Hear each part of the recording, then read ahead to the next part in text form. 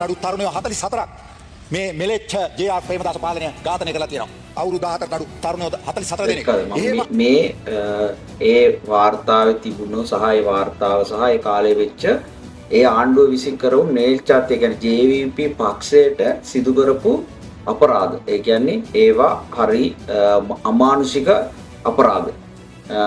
අපි ඒක කොහොමද උනේ JVP එකේ මොනවද ඒකට උනේ ඇයි හේතුව ඒක අපි පැත්තෙන් තියමු. කොහොම වුණත් මනුෂ්‍ය ඝාතන මනුෂ්‍ය අතුරුදහම් සෑහෙන්න වෙලා තියෙනවා. එතකොට ඒ කියන්නේ මේ JVP පක්ෂයක් විදියට මේ කාරණේ සෑහෙන්න සංවේදී කාරණාවක්.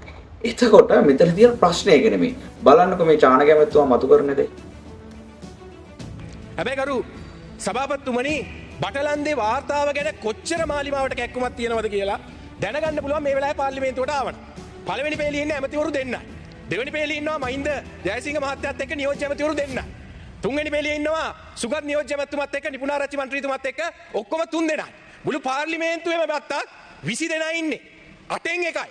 මෙතුමන්ලගේ 159න් 8න් එකයි ඉන්නේ පාර්ලිමේන්තුවේ. එතකොට කොච්චර උමනාවක් තියෙනවද කියලා බටලන්ද ගැන වාද විවාද කරන්න අද අපිට පාර්ලිමේන්තුවේ 8න් එකයි.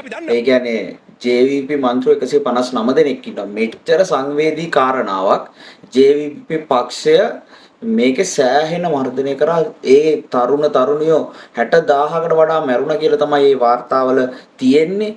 එතකොට එච්චර සංවේදී කාරණාවක් විවාදය කරද්දී හරිනම් මේ 159 නෙමෙයි මේ JVP එකකින් 159 ගෙදර මිනිස්සුත් ඇවිල්ලා බැල්කනි වල ඉන්න ඕනේ. හැබැයි මේ වාර්තාව යනකොට මේ වාර්තා විවාද යනකොට පාර්ලිමේන්තුවේ 159 20යි.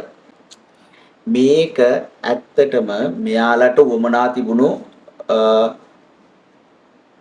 මේ JVP එකට වමනාවක් තිබුණේ නෑ මේ බටලන්ද වාර්තාව ගැන කතා කරන්න. මේක අර අල් ජසීරා එකේ රනිල් වික්‍රමසිංහ තිබිච්ච ඉන්ටර්විව් එකේදී මේ බටලන්ද වාර්තාව ආවා. එතකොට රටේ සමාජයේ කතාවක් ඇති වුණා. එතකොට පෙරටුගාමින් මේ දිගින් දිගටම මේක විවාදයක් සහ මේ පාර්ලිමේන්තු විවාදයක් ඉල්ලලා තිබ්බා. පාර්ලිමේන්තුවට මේක සභාගත කරන්න කිව්වා. ඒ කියන දෙයින් බේරෙන්න JVP එක මේ වාර්තාව ගත්තා මිසක් කිසිම උවමනාවක් තිබුණේ නැහැ මේ බටලන්ද වාර්තාව මෙයාලට පාර්ලිමේන්තු කරන. ඒක තමයි මේ පැහැදිලි වෙන්නේ. නැත්තම් මෙච්චර සංවේදී කාරණාවක් තියෙද්දි මුළු පාර්ලිමේන්තුව 159 20ක් පාර්ලිමේන්තුව ඉන්න විදිහක් නැහැ. මේ සියල්ලම මේ දැන් JVP එක කියන්නේ ඇත්තටම JVP එකේ මේ මැරුණ අයට වෙච්ච අසාධාරණයක් මේක හරි ඇත්තටම මම දැන් JVP එක ලැජ්ජ විය යුතු කාරණාවක්.